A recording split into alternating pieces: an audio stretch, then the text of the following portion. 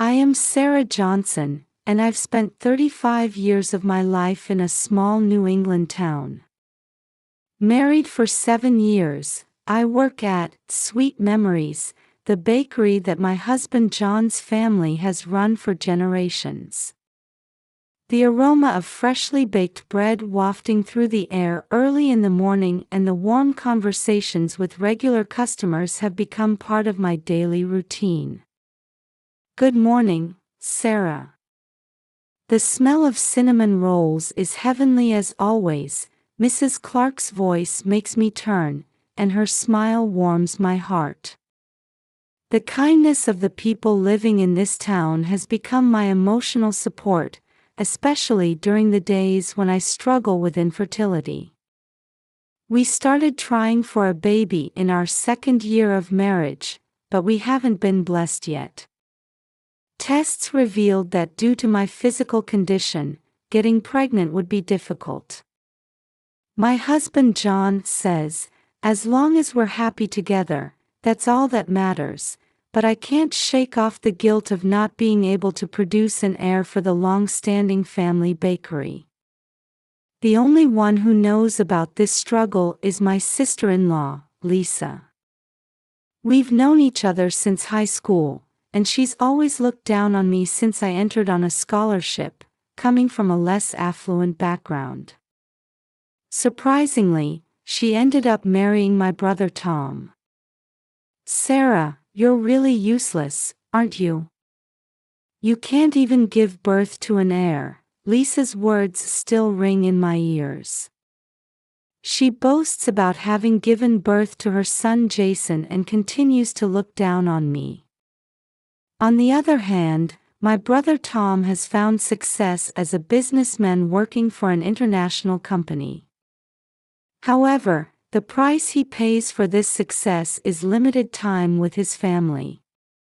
With frequent long overseas business trips, his relationship with his wife and child seems to be growing distant. Sarah, Tom's going on another business trip. This time for 3 whole months. Lisa's discontented voice fills me with mixed emotions every time I hear it. I understand her loneliness, but I feel uncomfortable with her tendency to fill that void by tormenting me. Lisa's personality was likely shaped by the pampered environment she grew up in. She has a strong desire to always be the center of attention and even takes pleasure in others' misfortunes. When she learned about my infertility struggles, she began using that knowledge as a weapon to mentally corner me.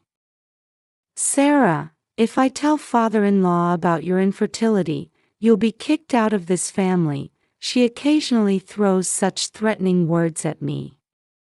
My father-in-law Mike is a kind, family-oriented person, but he can be strict when it comes to the issue of an heir.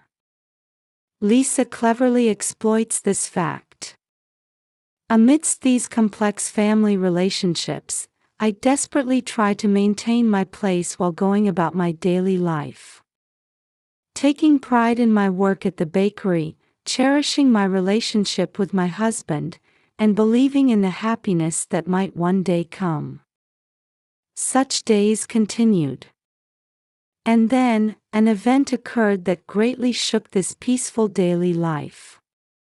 It was on a calm autumn afternoon, just as I was about to head home after finishing work at the bakery. My cell phone rang, and I hesitated for a moment when I saw the name displayed on the screen. It was a call from Lisa. Hello, Lisa. My voice carried a hint of tension. A call from Lisa was unusual and typically not a good sign. Oh, Sarah. Perfect timing. Hey, I have a favor to ask. Lisa's voice sounded rushed, unlike her usual haughty tone. Did something happen? Well, I have a sudden errand to run. Could you take care of my dog? I was surprised. I had never heard that Lisa had a dog. A dog? Since when did you have one? I don't have time for detailed explanations. Just go to the house and feed it. The key is in the mailbox. Lisa's words were hurried, and I got the impression she was hiding something. However, feeling the responsibility of caring for a living creature, I hesitantly agreed. All right. I'll go. Thanks. I'm counting on you. After the call ended, I was filled with mixed emotions. Lisa's attitude was different from usual, and I had a suspicion that there might be something more to this. However, if there really was a dog, I couldn't ignore it. When I returned home, my husband John had already arrived. I told him about Lisa's request while he was preparing dinner in the kitchen. I got a call from Lisa. She asked me to take care of her dog. John furrowed his brow. I've never heard of Lisa having a dog. I thought the same thing. But I can't ignore it if it's about taking care of an animal. John placed his hand on my shoulder. I understand your kindness, but I'm a bit worried considering your relationship with Lisa. I let out a deep sigh. I know. But if there really is a dog and I didn't take care of it, my conscience wouldn't allow it. John thought for a moment, then slowly nodded. I understand. But if anything happens, call me immediately. I'll come right away. Those words made me feel stronger. With my husband's support, I felt I could handle any situation. Thank you, John. It'll be fine, I'm sure it's just taking care of a dog. Even as I said this, anxiety was swirling in my heart. As I prepared to go to Lisa's house, I questioned whether this decision was right many times. However, the thought that a creature's life might be at stake strengthened my resolve.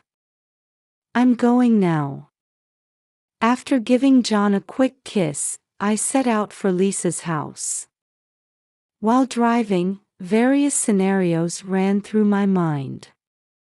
The journey to Lisa's house is only about 15 minutes, but during that time, my anxiety continued to grow. It'll be fine, I reassured myself as I drove towards Lisa's house. At this point, I had no idea that this decision made out of goodwill would drastically change my life. Upon arriving at Lisa's house, the air in the quiet residential area felt strangely heavy.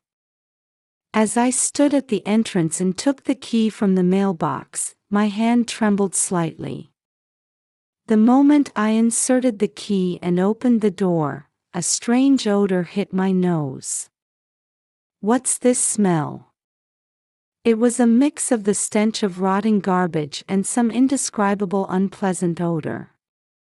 As I stepped into the entrance, darkness and silence enveloped me. Hello? Is anyone there? There was no response. As I cautiously moved down the hallway, I saw scattered clothes and trash on the floor. There were marks on the walls as if something had rubbed against them, and furniture was arranged haphazardly. This scene was completely at odds with the meticulous personality I knew Lisa to have. When I stepped into the living room, what met my eyes was a scene beyond imagination. Jason. In the dimly lit corner of the room, a small figure was huddled. As I rushed over, I found Jason lying there, emaciated and wearing dirty clothes. His eyes were vacant, and I could see he was barely breathing. Jason, are you okay? Can you hear me? It's Auntie. I desperately called out to him, but Jason barely responded. His body was skinny, his hair was tangled, and his clothes were dirty. And beside him, this is empty milk bottles and jars of spoiled baby food were scattered around. These were traces of meals unsuitable for a 5-year-old child. What surprised me even more was the envelope placed next to them. With trembling hands, I opened the envelope and found several photographs inside. They showed Lisa in intimate poses with an unknown man. A hotel receipt was also enclosed. Could it be Lisa? Faced with evidence of an affair, I was at a loss for words. However, this was not the time for that. Seeing Jason struggling to breathe in front of me, I came to my senses. It's okay, Jason. Auntie will help you. I picked Jason up. His body was surprisingly light, and I could feel his bones protruding. There was no time to hesitate. I had to take him to the hospital immediately. As I put him in the car, Jason let out a small moan. That sound tightened my heart. It's all right now. Auntie is here with you. As I said this, I strengthened my resolve. I can't ignore this. Even if Lisa becomes furious, I will protect Jason. With this vow in my heart, I drove towards the hospital. When we arrived at the hospital's emergency room, the medical staff immediately took Jason to the treatment room. I waited in the waiting area, feeling overwhelmed with anxiety and impatience for the diagnosis results. Mrs. Johnson. After about an hour, a middle-aged doctor in a white coat approached me. Yes, that's me. How is Jason's condition? The doctor began explaining with a serious expression. Jason's condition is extremely critical. In addition to severe dehydration and malnutrition, we can see bruises all over his body. Moreover, there are significant signs of long-term psychological stress. Hearing these words, I was at a loss for words.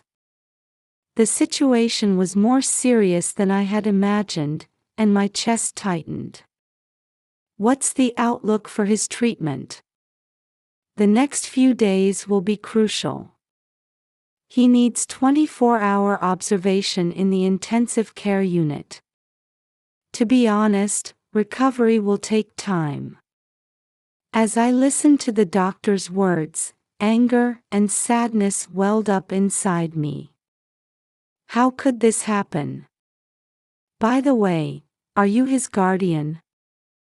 I hesitated for a moment at the doctor's question. No, I'm his aunt. I'm trying to contact his parents, but...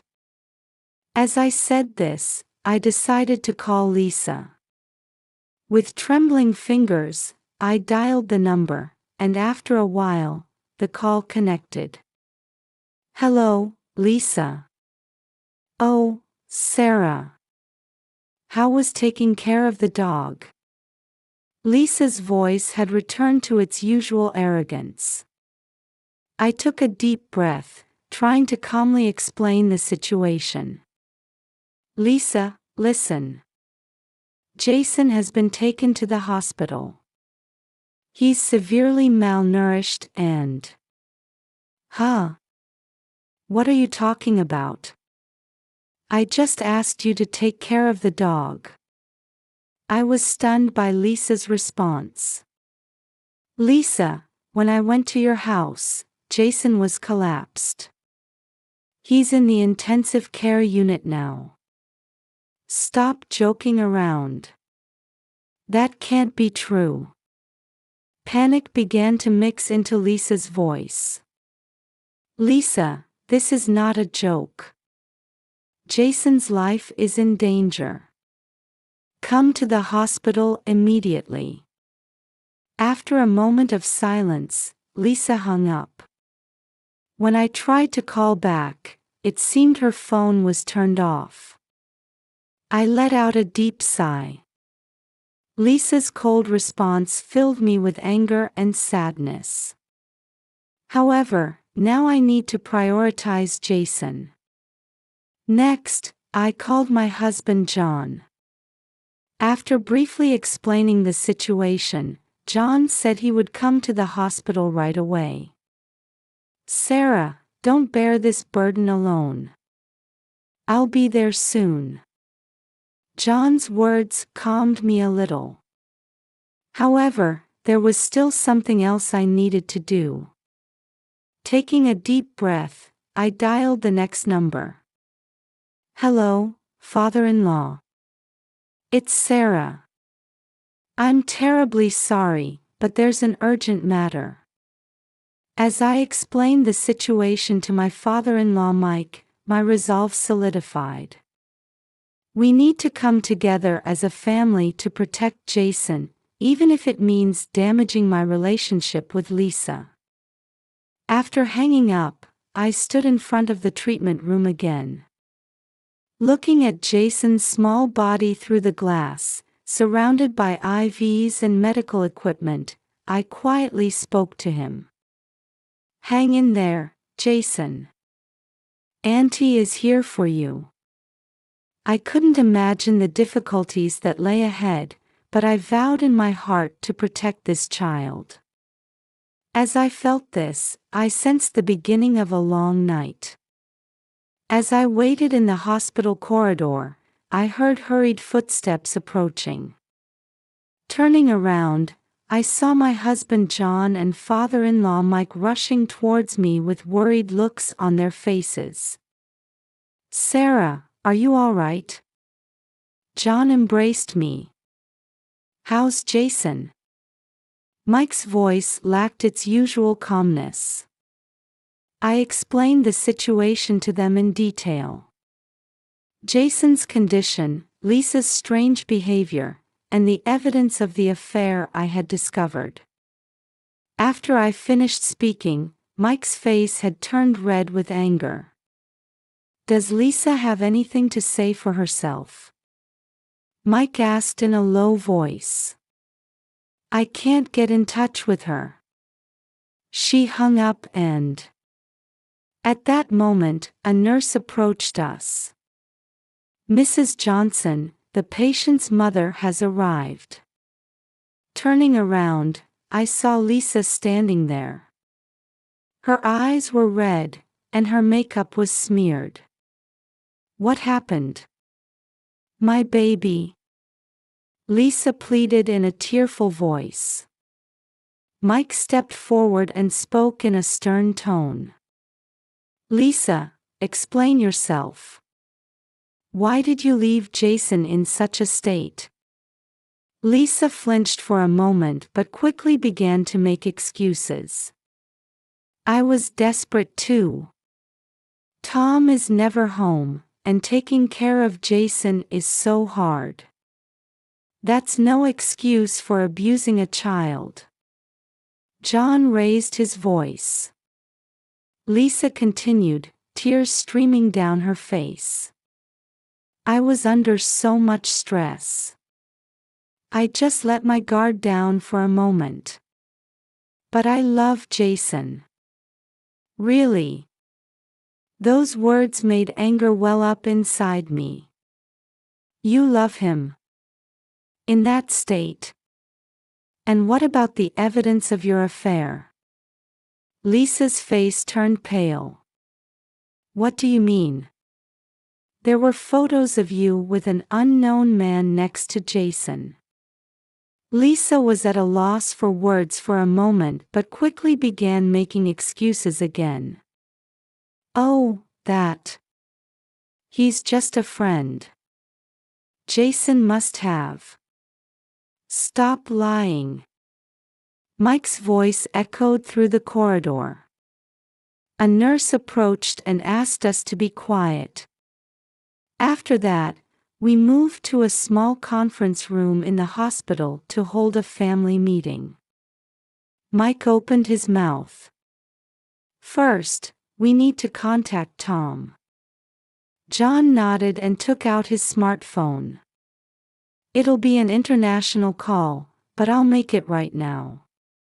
While we were trying to contact Tom, we discussed how to proceed from here. We agreed that Jason's treatment and recovery were the top priorities, that legal action might be necessary against Lisa, and how we as a family would overcome this crisis. During the discussion, Lisa sat silently. Her expression seemed to be a mix of fear and regret.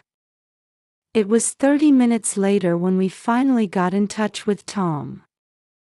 After hearing the situation, Tom promised to arrange his return immediately.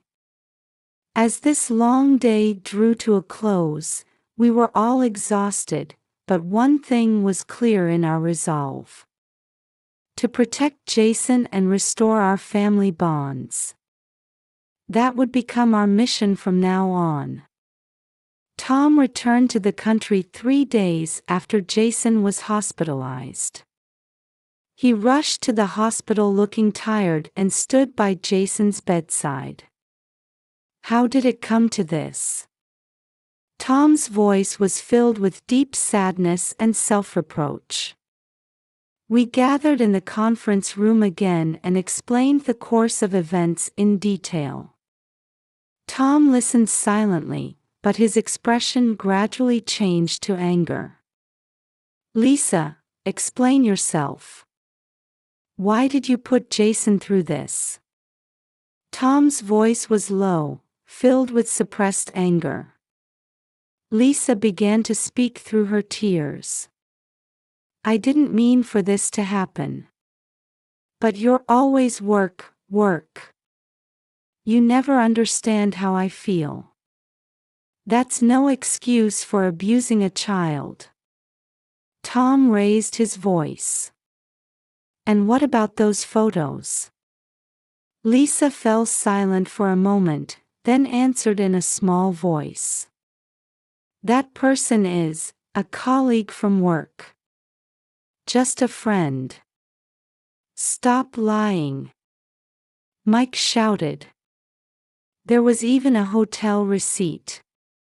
Lisa's shoulders slumped, and she finally admitted the truth.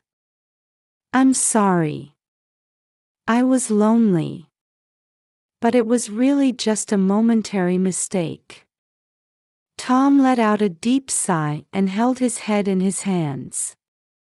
Why did Jason have the photos? Lisa answered in a trembling voice. Jason. I found him rummaging through my bag. I yelled at him. Then he ran away with the photos. At that moment, we all understood the same thing. Jason had become the target of abuse because he discovered his mother's secret. As silence dominated the room, I gathered my courage to speak. I think we should focus on Jason's recovery and rebuilding our family rather than assigning blame right now. John squeezed my hand, showing his support. Sarah's right. Let's put Jason first. Mike slowly nodded as well. You're right. We'll think about legal issues later. For now, let's focus on Jason's treatment. After a long silence, Tom quietly began to speak. Thank you, everyone. Especially you, Sarah. If it weren't for you. He choked up. I smiled back. We're family. With those words, the atmosphere in the room seemed to soften a little. Lisa, sobbing, whispered.